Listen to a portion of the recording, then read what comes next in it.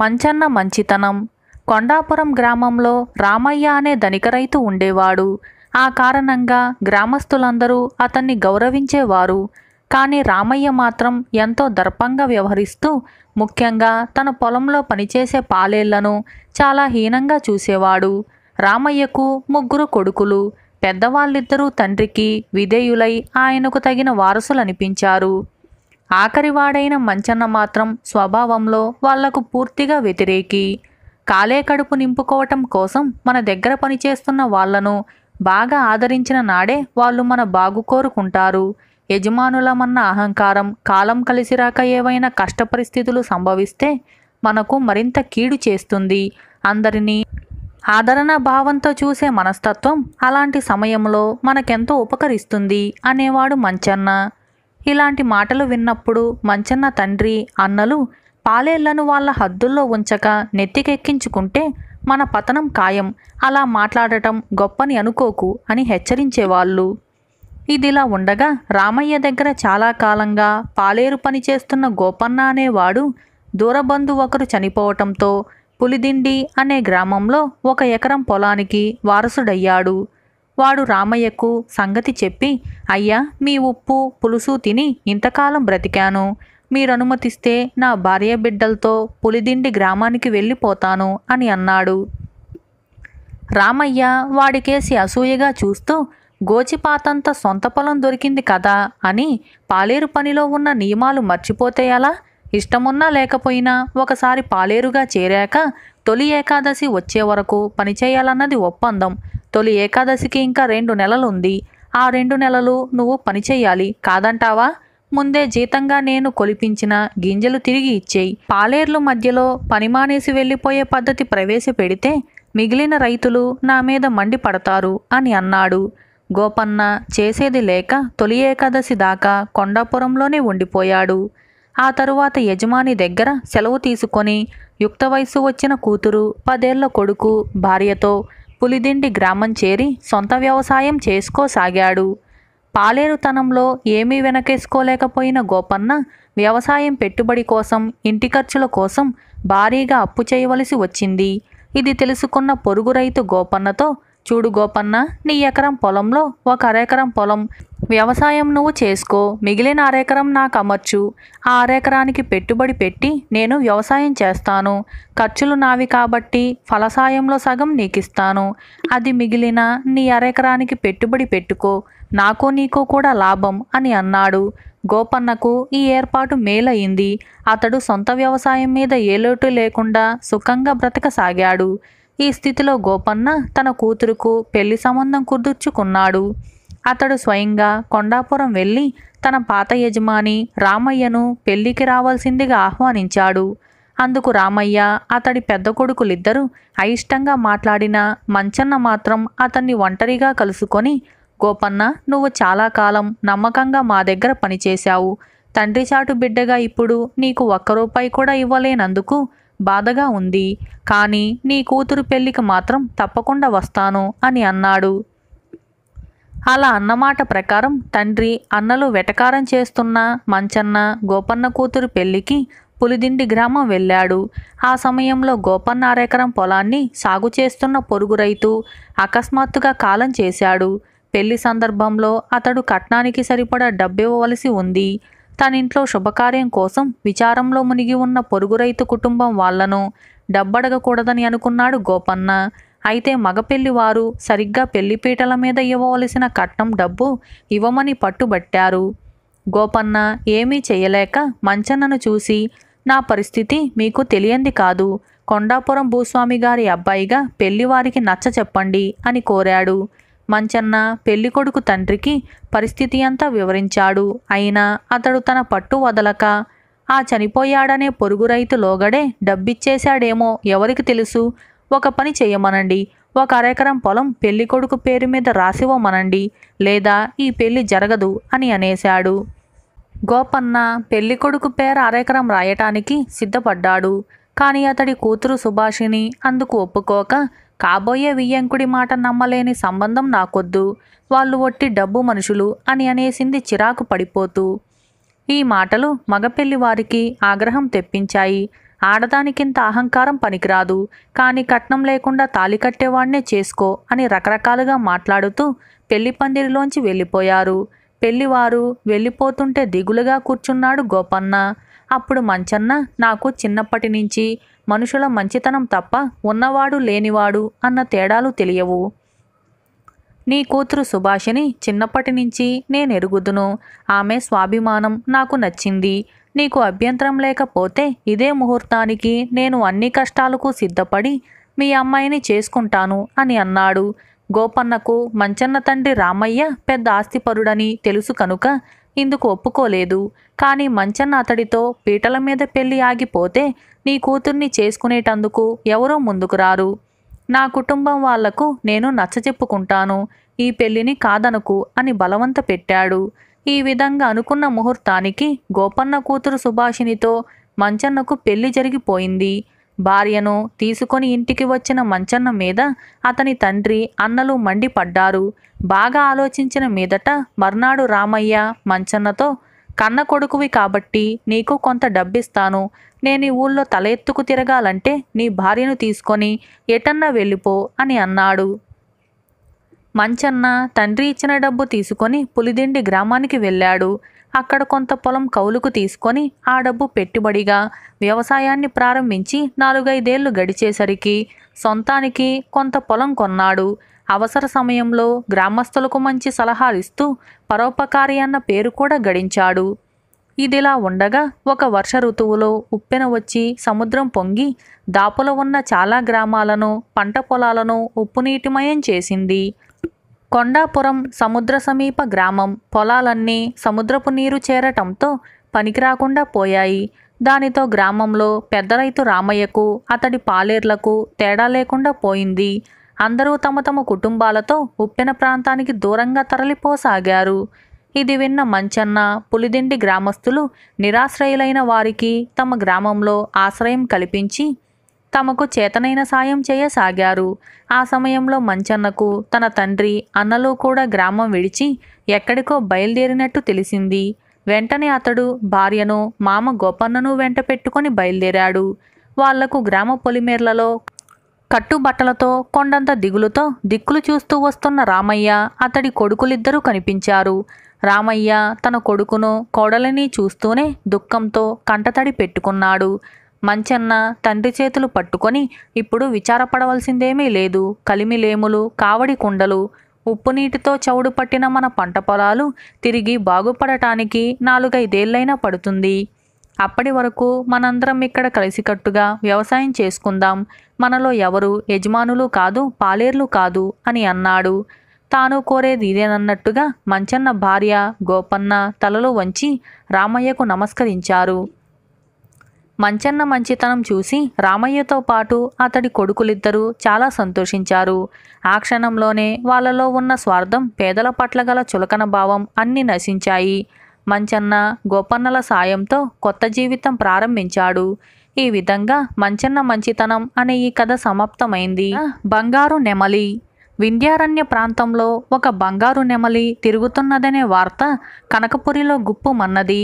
కనకపురి మహారాజు విచిత్రసేనుడికి అరుదైన అపురూపమైన వస్తువులను సేకరించటం ఒక అలవాటు. అందువల్ల ఆయన ఈ వార్త వింటూనే కొంతమంది భటులతో వింధ్యారణ్యానికి వెళ్ళాడు. వింధ్యారణ్యంలో కొండ దిగువన ఒక కోయగూడెం ఉన్నది. ఆ గూడెం పెద్ద రాజును సాదరంగా ఆహ్వానించి అతిథి మర్యాదలు చేశాడు. అప్పుడు రాజు తాను ఆ ప్రాంతాల తిరిగే బంగారు నెమలిని పట్టవచ్చినట్టు అతడికి చెప్పాడు. బంగారు నెమలి మాట వింటూనే కోయ పెద్ద ఎంతో విచారంగా, ప్రభు, ఆ బంగారు నెమలి కొన్నాళ్లుగా ఈ ప్రాంతాల కనిపించటం లేదు. నెల రోజుల క్రితం నా కూతురు మోహిని దానిని పట్టి తమకు కానుకగా ఇవ్వాలని అరణ్యంలోకి వెళ్ళింది. రాత్రైనా తిరిగి రాలేదు. ఆమె కోసం వెతకటానికి పోయిన మాకు ఒకచోట బంగారు నెమలి ఈక, బాణం మాత్రం కనిపించాయి అంటూ పక్కన నిలబడి ఉన్న కోయకేసి తిరిగి చూశాడు. వాడు గుడిసెలో మరొక గదిలోకి పోయి కొన్ని మామూలు ఈకలతో గుడ్డలో చుట్టి ఉన్న బంగారు ఈకను తెచ్చి రాజు ముందు పెట్టాడు. విచిత్రసేనుడు ఆ బంగారు ఈకను పరీక్షగా చూసి, ఆహా, అద్భుతం! ఈ నెమలి ఏ దేవలోకం నుంచో దిగి వచ్చిందై ఉండాలి. ఏమైనా దీని కారణంగా నీ కూతురు కనబడకుండా పోయింది. బంగారు నెమలితో పాటు నీ కూతుర్ని కూడా వెతికి తెచ్చే ప్రయత్నం చేస్తాను అంటూ భటులతో అరణ్యంలోకి వెళ్ళాడు. వాళ్ళు అరణ్యంలో బంగారు నెమలి కోసం చాలా చోట్ల గాలించారు. చివరకు సూర్యాస్తమయానికి ఇంకా గంట కాలం ఉన్నదనగా భటుడొకడికి నెమలి గురివింద పొదల చాటున కనిపించింది. ఆ సమయంలో అది పడగ విప్పి బుసలు కొడుతూ తనను కాటువేయ చూస్తున్న పెద్ద సర్పంతో పోరాడుతూ ఉంది నెమలి. సర్పాన్ని తన కాళ్లతో తన్నుతూ మధ్య మధ్య ముక్కుతో పొడుస్తూ ఉన్నది. భటుడు సైగ చెయ్యగానే గుర్రం మీద ఉన్న రాజుతో పాటు మిగతా భటులు నెమలిని ప్రాణాలతో పట్టుకునేటందుకు వలయాకారంగా చుట్టుముట్టారు. అయితే ఇది గమనించిన బంగారు నెమలి అంత ఎత్తున గాలిలోకి ఎగిరి చప్పున దూరంగా ఉన్న గుబురు పొదల్లోకి దిగి వాటి చాటున పారిపోసాగింది. రాజు దాన్ని అనుసరించాడు. భటులు గుర్రంతో పాటు వేగంగా పరిగెత్తలేక ఆగిపోయారు. నెమలి రాజుకు అందినట్టే కనిపిస్తూ పోయి ఒక సెలయేటి ఒడ్డున ఉన్న పూరి గుడిసెలోకి దూరింది. ఆ గుడిసెలో ఉన్న అవ్వ దాన్ని ఎత్తుకొని మళ్ళీ ఏమి ఆపద వచ్చి పడింది అంటూ దాని బంగారు రెక్కల్ని ఆప్యాయంగా నిమరసాగింది. రాజు విచిత్రసేనుడు గుడిసె ముందు తన గుర్రాన్ని దిగి లోపలికి వెళ్ళాడు. అప్పటికి బాగా చీకటి పడింది. కానీ అంత చీకటిలో కూడా బంగారు నెమలి ఈకల కన్నులు మణిదీపాల్లాగా ప్రకాశిస్తూ ఉండటంతో గుడిసె లోపల పట్టపగలులాగా ఉంది. రాజు అవ్వ చేతుల్లోని బంగారు నెమలి వైపు అబ్బురంగా చూస్తూ, అవ్వ, ఈ బంగారు నెమలిని పట్టుకోవాలనే ప్రయత్నంలో నేనిటుగా వచ్చాను. చివరికి వంటింటి కుందేలులాగా నీకు చిక్కిందన్నమాట. నెమలిని నాకిచ్చేయి, బహుమానంగా ఈ రత్నాల హారం తీసుకో అంటూ తన మెడలోని హారాన్ని తీయబోయాడు. అవ్వ మహారాజు వైపు వింతగా చూసి, భలే వాడివే నాయనా, ఇది నా పెంపుడు నెమలి, అంత కాదు కూడదంటే ఒక ఈక పీకిస్తాను, తీసుకుపో అని అన్నది. రాజు చిరుకోపంగా, నేనీ దేశాన్నేళ్లే మహారాజును. ఈ అరణ్యంలో ఉండే చెట్టు చేమ పక్షులు జంతువులు అన్నీ నా అధీనంలో ఉన్నట్టే లెక్క. అలాంటప్పుడు ఈ బంగారు నెమలి కూడా నాదే అవుతుంది అంటూ బంగారు నెమలిని లాక్కోబోయాడు. ఆ మరుక్షణం విద్యుద్ఘాతకం తగిలినట్టుగా కింద పడిపోయాడు రాజు. కొద్దిసేపటికి తేరుకొని లేచి నిలబడుతున్న రాజుతో, అవ్వ, చూడు నాయనా, ఇది మామూలు నెమలి కాదు, దేవతాంత కలది. నా అనుమతి లేనిదే ఎవరూ దీన్ని తీసుకుపోలేరు. నిన్ను చూస్తే జాలి వేస్తుంది. ఒక పని చెయ్యి, ఈ వీణ మీద మేఘల్ మహరి రాగంలో ఒక పాట పాడు. కనీసం నీకు ఈ నెమలి గుడ్డైనా ఇస్తుంది అంటూ ఒక మూల ఉన్న వీణను దుమ్ము దులిపి రాజుకిచ్చింది. రాజు పద్మాసనం వేసుకొని కూర్చొని వీణను శృతి చేసి మేఘల్ మహరి రాగంలో శ్రావ్యంగా ఒక గీతం పాడసాగాడు. నెమలి ఆనందంతో నాట్యం చేసి ఒక బంగారు గుడ్డు పెట్టింది. ఆ గుడ్డును అవ్వ రాజు చేతిలో పెట్టి, నాయన, వారం రోజుల్లో ఈ గుడ్డు పగిలి బంగారు నెమలి పిల్ల బయటికి వస్తుంది. అయితే అంతవరకు దీనికి సూర్యరశ్మి తగలకూడదు. మరొక సంగతి, ఈ బంగారు గుడ్డు గురించి ఎవరికీ చెప్పకూడదు. అలా చెబితే దీని మహత్తు పోతుంది అని హెచ్చరించింది. రాజు సంతోషంగా బంగారు గుడ్డును తీసుకొని గుర్రం ఎక్కి భటులతో కోటను చేరుకున్నాడు. తరువాత ఆయన ఆ గుడ్డును ఒక చందనపు బుట్టలో పెట్టి ఒక ప్రత్యేక మందిరంలో భద్రపరిచాడు. 6 రోజులు గడిచిపోయాయి. 7వ రోజు సాయంత్రం 12 ఏళ్ల రాకుమార్తె దీప్తిరేఖ చలికత్తెలతో దాగుడుమూతలాడుతూ అనుకోకుండా బంగారు గుడ్డు ఉన్న మందిరంలోకి ప్రవేశించింది. అక్కడ ఆమెకు చందనపు బుట్ట కంటపడగానే అందులో ఏమున్నదా అని చూడబోయింది. బుట్టలో బంగారు రంగుతో మెరిసిపోతున్న గుడ్డును చూసి రాకుమార్తె ఆశ్చర్యం చెంది దానిని తన చెలికత్తెలకు చూపాలని ఉద్యానవనంలోకి వెళ్ళింది. ఆ సమయంలో సాయంకాలపు సూర్యకిరణాలు గుడ్డు మీద పడగానే గుడ్డు పెద్ద చప్పుడుతో పేలిపోయి అందులోంచి బంగారు ఛాయతో మెరుస్తున్న జానెడు పామొకటి బయటికి వచ్చింది. రాకుమార్తె కుడికాలు మీద కాటు వేసింది. ఆ మరుక్షణం రాకుమార్తె బంగారు నెమలిగా ఎగురుతూ కోట బయటికి వెళ్ళిపోయింది. ఇది చూసిన రాకుమారి చెలికత్తెలు హాహాకారాలు చేస్తూ రాజు విచిత్రసేనుడికి చెప్పారు. ఆయన వెంటనే గుర్రం మీద నెమలిని వెంబడించాడు. అయితే అది ఆయనకు చిక్కకుండా అరణ్యంలోకి ప్రవేశించి చివరకు అవ్వ పూరి గుడిసెలోకి దూరింది. రాజు పుట్టెడు దిగులుతో గుడిసెలోకి ప్రవేశించాడు. ఇప్పుడు అక్కడ ఆయనకు 3 బంగారు నెమళ్ళు కనిపించాయి. ఆ 3 అచ్చుగుద్దినట్టు ఒక్క మాదిరిగానే ఉన్నాయి. అవ్వ మహారాజును చూసి, ఏమి నాయనా మళ్ళీ వచ్చావు? నేనిచ్చిన గుడ్డు పగల్లేదా? ఇంకొక గుడ్డు కావాలా? అని ఏమీ ఎరగందాల్లాగా అన్నది. రాజు ఆ మాటకి మండిపడుతూ, ముసలిదాన, నంగనాచి కబుర్లాడావంటే నరికి పోగులు పెడతాను. జాగ్రత్త, నా ఒక్కగానొక్క కూతురు బంగారు నెమలిగా మారి ఇక్కడికొచ్చింది. మర్యాదగా నా కుమార్తెకు పూర్వరూపం వచ్చేటట్టు చెయ్యి, లేకుంటే నీ ప్రాణాలు దక్కవు అన్నాడు ఒరలోంచి కత్తి దూసి. అవ్వ బోసినోరు తెరిచి వికటంగా నవ్వి, మహావీరుడివే కాని ముందు కత్తిని ఒరలో పెట్టు. ఈ 3 నెమళ్లలో ఏది నీ కూతురో గుర్తుపట్టు. సరిగ్గా గుర్తుపడితే బంగారు నెమలి నీ కూతురుగా మారుతుంది, లేదంటే నువ్వు కూడా శాశ్వతంగా బంగారు నెమలిగా మారిపోతావు అని హెచ్చరించింది. విచిత్రసేనుడు కత్తిని ఒరలో పెట్టి నెమళ్ల వైపు పరీక్షగా చూశాడు. అందులో ఒక నెమలి తల ఎత్తి అతడికేసి చూస్తుంది. దాని కళ్ళల్లో నీళ్లు తిరగటం ఆయన గమనించాడు. మరొక నెమలి దీనంగా తల వంచుకొని ఉంది. దాని కళ్ళల్లోనూ నీళ్లు తిరుగుతూ ఉన్నాయి. రాజు కొంచెంసేపు ఆలోచించి అవ్వతో, ఈ తల ఎత్తి నాకేసి ధీమాగా చూస్తున్నది నా కుమార్తె దీప్తిరేఖ, తల వంచి దీనంగా నేలచూపులు చూస్తున్నది కొయ్య పెద్ద కుమార్తె మోహిని అని అన్నాడు. దానికి అవ్వ మెచ్చుకుంటున్నట్టుగా తలాడించి, నాయనా, నీ కూతుర్ని బాగా గుర్తించావు. ఇప్పుడే ఆ బంగారు నెమలిని నీ కూతురుగా మార్చబోతున్నాను అని ఏదో మంత్రం జపిస్తూ నెమలికేసి వెళ్ళబోయింది. అప్పుడు రాజు, అవ్వ ఆగు అంటూ ఆమెకు చెయ్యి అడ్డు పెట్టి, నువ్వు నా కుమార్తెనే కాదు, కొయ్య పెద్ద కుమార్తెను కూడా మనిషిగా మార్చాలి అని అన్నాడు. అవ్వ రాజుకేసి ఆశ్చర్యంగా చూస్తూ, నీకా కోయ పెద్ద కూతురు ఊసెందుకు? నీ కూతుర్ని వెంట పెట్టుకుని వెళ్ళిపో అని అన్నది. విచిత్రసేనుడు అందుకు అంగీకరించక, ఆ కోయ పెద్ద నా రాజ్య పౌరుడు.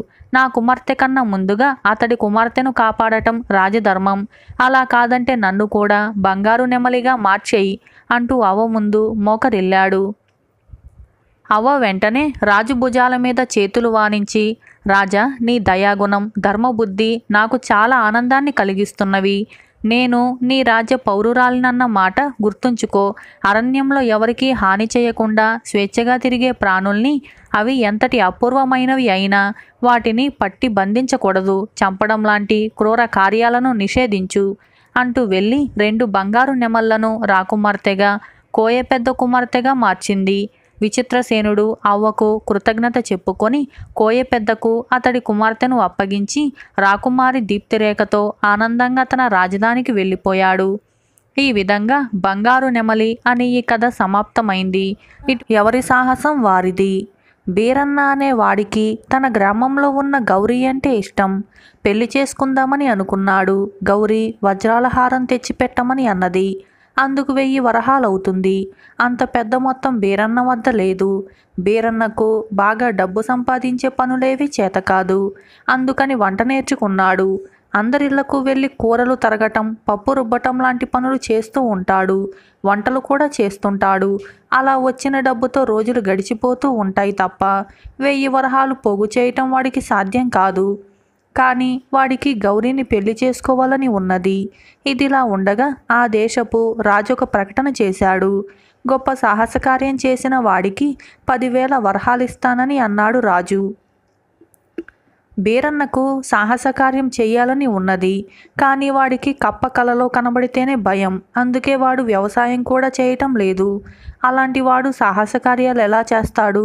ఆ గ్రామంలో ఉన్న రామయ్య తాతకు చాలా ఉపాయాలు తెలుసు.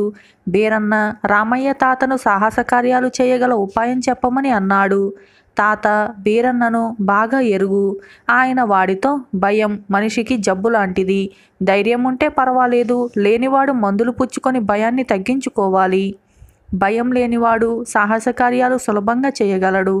నువ్వు చంద్రపురం వెళ్ళు. అక్కడ కొండ గుహలో ఒక బైరాగి ఉంటున్నాడు. ఆయన వద్ద భయాన్ని తొలగించే మూలికలు ఉన్నాయి అని చెప్పాడు. వెంటనే బీరన్న గౌరీని కలుసుకొని, నీకోసం నేను చంద్రపురం వెళ్తున్నాను. అక్కడ నా భయాన్ని తొలగించుకొని రాజధానికి వెళ్ళి సాహసకార్యం చేసి డబ్బు సంపాదించి దానితో నీకు వజ్రాల హారం కొని తెస్తాను అంటూ రామయ్య తాత చెప్పిందంతా చెప్పాడు. గౌరీ నవ్వి, నువ్వింకా చంద్రపురం వెళ్తానని అంటున్నావు. నారన్న అప్పుడే రాజధానికి నేరుగా బయలుదేరి వెళ్ళిపోయాడు. వాడు నీకంటే ముందుగా వజ్రాల హారం తెస్తే నేను వాడినే పెళ్లి చేసుకుంటాను అని అన్నది. నారన్నకు కూడా గౌరీ అంటే ఇష్టం. వాడు బీరన్న అంత అందగాడు కాకపోయినా మహాసాహసి. ఒట్టి చేతులతో తాచుపామును పట్టుకుంటాడు. అర్ధరాత్రి పూట దయ్యాల మర్రి కింద పడుకుంటాడు. వాటితో తను పోటీ పడగలడా? ఇలాంటిగా ఆలోచించి చివరకు బీరన్న మనసు రాయి చేసుకొని చంద్రపురం వెళ్ళాడు. బైరాగిని కలుసుకున్నాడు. ఆయన బీరన్న కథంతా విని, ఆ మూలిక ఈ పక్క గుహలో ఉంది, వెళ్ళి తెచ్చుకో అని అన్నాడు. బీరన్న గుహలోకి తొంగి చూడగానే కప్పలు బెకబెకామని అన్నాయి. వాడు కంగారు పడి బైరాగితో, స్వామి, గుహ నిండా కప్పలున్నట్టున్నాయి, ఎలా వెళ్ళేది అని అన్నాడు. పాములైతే ప్రాణాలు తీస్తాయి, కానీ కప్పలేం చేస్తాయి నాయన? వెళ్ళి మూలికను తెచ్చుకో, అక్కడ కప్పలు తప్ప మరే జంతువులు లేవు అని అన్నాడు బైరాగి. స్వామి, నా మీద దయ ఉంచి ఆ మూలికను తమరే తెచ్చివ్వండి, మీ మేలు ఈ జన్మకి మర్చిపోలేను అని బీరన్న వేడుకున్నాడు. నువ్వు స్వయంగా తెచ్చుకుంటేనే మూలిక నీకు పనిచేస్తుంది అని బైరాగి బీరన్నకు ఖచ్చితంగా చెప్పేశాడు. అయితే నా అదృష్టం ఇంతే అని బీరన్న తిరుగు ప్రయాణమయ్యాడు. దారిలో బీరన్నకొక గుర్రపు బండి ఎదురయింది. అందులో పరగనాకంతకు వస్తాదు పైడిరాజు కూతురు రాగమతి ప్రయాణం చేస్తూ వాడిని చూసి బండి ఆపించింది. ఆమెది తిక్కబుద్ధి, పైగా ఎక్కడా లేని పొగరు. అందువల్లనే ఆమెకు 20 ఏళ్ళు నిండినా పెళ్లి చేయలేక పైడిరాజు నానా అవస్థ పడుతున్నాడు. బీరన్న బండిని సమీపించగానే రాగమతి, ఆహా ఏమందం, నేను వస్తాదు పైడిరాజు కూతుర్ని, నిన్ను పెళ్లి చేసుకోవాలనుకుంటున్నాను అని అన్నది. నేను గౌరిని ప్రేమించాను, ఆమెను తప్ప ఇంకెవరిని పెళ్లి చేసుకోను అని నొక్కి చెప్పాడు బీరన్న. రాగమతి గౌరీ గురించి వాడిని వివరాలడిగి తెలుసుకొని, నువ్వు వెర్రివాడిలా ఉన్నావు, ఆ గౌరీ పూటకు గతిలేంది, నేను వస్తాదు కూతుర్ని, నన్ను కాదని దాన్ని చేసుకుంటావా అన్నది కోపంగా. అవునన్నట్టు తలాడించాడు బీరన్న. అంతలో బండిలోంచి బొద్దింక ఒకటి వాడి మీదికి దూకింది.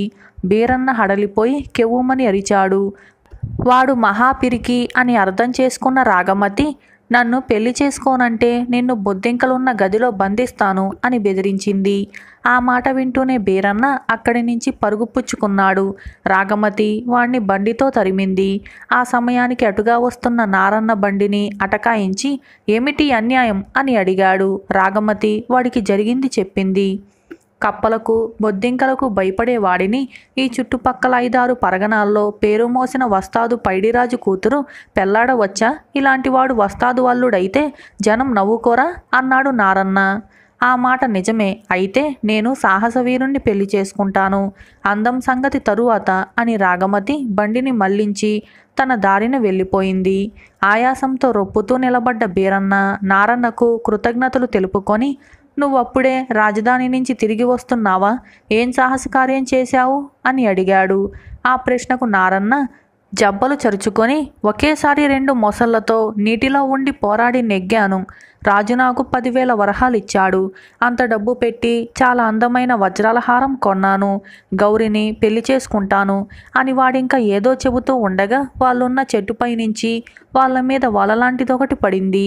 వలలోంచి బయటపడేటందుకు బీరన్న నారన్న పెనుగులాడుతూ ఉండగా చెట్టు మీది నుంచి 4 దొంగలు కిందికి దూకి నారన్న వద్ద ఉన్న వజ్రాలహారం గుంజుకొని పారిపోయారు.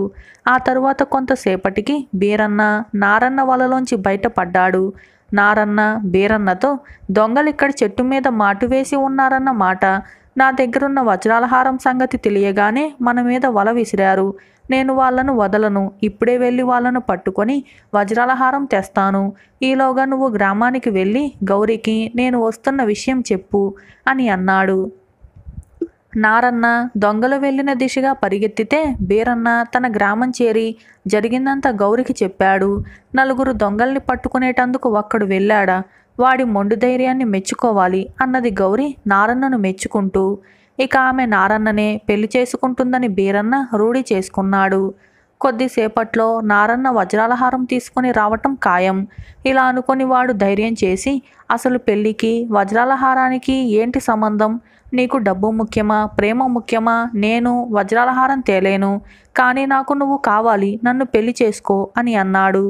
గౌరీ అందుకు నవ్వి, నాకు నువ్వంటే ఇష్టమే, ఈ మాత్రం మాట ముందే అనుంటే అప్పుడే నేను పెళ్లి కొప్పుకుని ఉండేదాన్ని. సరిలే, ఇప్పటికైనా ధైర్యం చేశావు కాబట్టి నీతోనే నా పెళ్లి జరుగుతుంది అని అన్నది. బీరన్న సంతోషానికి పట్టపగ్గాలు లేవు. అంతలో నారన్న అక్కడికి వజ్రాల హారం తీసుకొని వచ్చాడు. నువ్వు ఆలస్యం చేశావు. నువ్వు చెయ్యలేని సాహసం చేసిన బీరన్నను నేను పెళ్లి చేసుకుంటున్నాను అని గౌరీ వాడికి చెప్పింది. కప్పలకు బొద్దింకలకు భయపడేవాడు నేను చెయ్యలేని సాహసం ఏం చేశాడు అని అడిగాడు నారన్న ఆశ్చర్యంగా. సాహసం అంటే కేవలం కత్తి యుద్ధాలు కావు, మొసళ్లతో పోరాడటము కాదు. మనసులో మాటను ధైర్యంగా చెప్పగలగాలి. బీరన్న ఎంత ధైర్యవంతుడంటే నా కోసం వస్తాదు కూతుర్ని కూడా కాదన్నాడు. అందువల్ల ఎంత ప్రమాదం, కోపం వచ్చిందంటే వస్తాదు బాణాకర్రతో బీరన్న ఓళ్ళు హూనం చేయవచ్చు. మనసులోని మాట చెప్పే ధైర్యం ఉంది కనుకే నాతో పెళ్లి గురించి మాట్లాడాడు. నిజమే, ఇష్టపడి చేసుకునే పెళ్లికి షరతులెందుకు? హారం కోసం నేను నిన్ను పెళ్లి చేసుకుంటే అది వ్యాపారం అనిపించుకోదా అన్నది గౌరీ. నారన్న గౌరీ చెప్పిన దానికి అంగీకరించి, నీ మాటల్లో నాకు న్యాయం కనబడుతుంది. నాకు సాహస కార్యాలు చేయటం అంటే మోజుంది. రాజధానికి వెళ్ళాను, అంతా నా గురించి గొప్పగా చెప్పుకోవాలనే వజ్రాల హారాన్ని అంత ఖరీదు పెట్టి కొన్నాను. వస్తాదు కూతురు రాగమతిని చూడగానే ఆమె అందానికి నాకు మతిపోయింది. రాగమతి సాహస వీరుణ్ణి పెళ్లి చేసుకుంటాననగానే నాకు ఆమెపై ఆశ కూడా పుట్టింది. కానీ నా ఇష్టాన్ని గురించి ఆమెకు చెప్పే సాహసం చేయలేకపోయాను. నాకు అవసరమైన చోట ఉపయోగపడని సాహసం నాకెందుకు? ఆ విధంగా బీరన్నే నాకంటే సాహసి అని అన్నాడు. దానికి బీరన్న ఉత్సాహపడిపోతూ, నేను సాహసినేనని ఒప్పుకుంటున్నావన్నమాట. పద, వస్తాదు పైడిరాజు కూతుర్ని పెళ్లాడేటందుకు నేను నీకు సహాయపడతాను. నీ సహాయం నీది, నా సహాయం నాది అని అన్నాడు. అది విన్న గౌరీ చిరునవ్వు నవ్వి, అవును, ఎవరి సాహసం వారిది అని అన్నది. ఆ తరువాత కొద్ది రోజులకే సాహసవీరుడైన నారన్న, రాగమతికి, బీరన్న, గౌరీలకు పెళ్లిళ్ళు జరిగాయి. ఈ విధంగా ఎవరి సాహసం వారిది అనే ఈ కథ సమాప్తమైంది.